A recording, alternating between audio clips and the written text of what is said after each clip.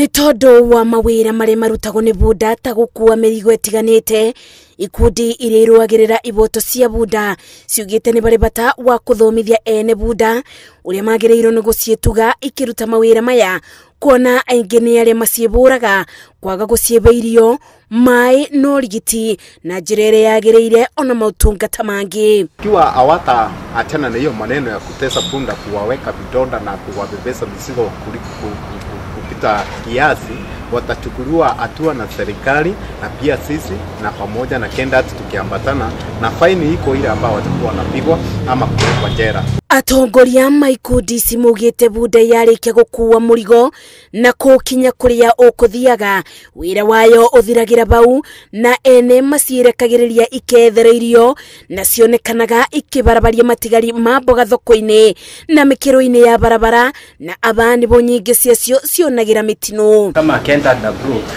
tunahakikisha ya kwamba punda anapata matibabu wakati unaofaa, anaishi mahali mzuri.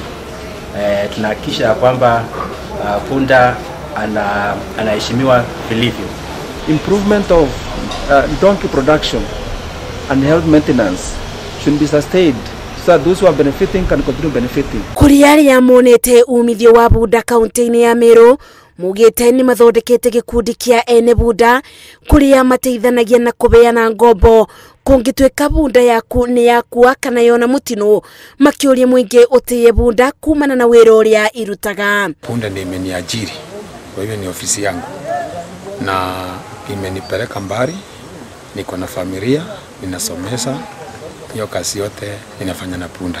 Tule ningetoa kwa wale ambao wanatesa punda, kuna sheria ambayo inatengenezwa saa hii ambayo inahusikana na maneno ya kutesa punda. Ikiwa punda wako unamtumia, mtumie kwa njia ya heshima, kwa maana anakuletea hiyo mapato, ni mnyama kama ule mwingine. Ũgũtĩya bunda na kũmĩrutithia wĩra na gĩkĩro kĩrĩa kĩagĩrĩire, ataaramu mugĩte nĩ gũgũtungata na gĩkĩro kĩa igũrũ.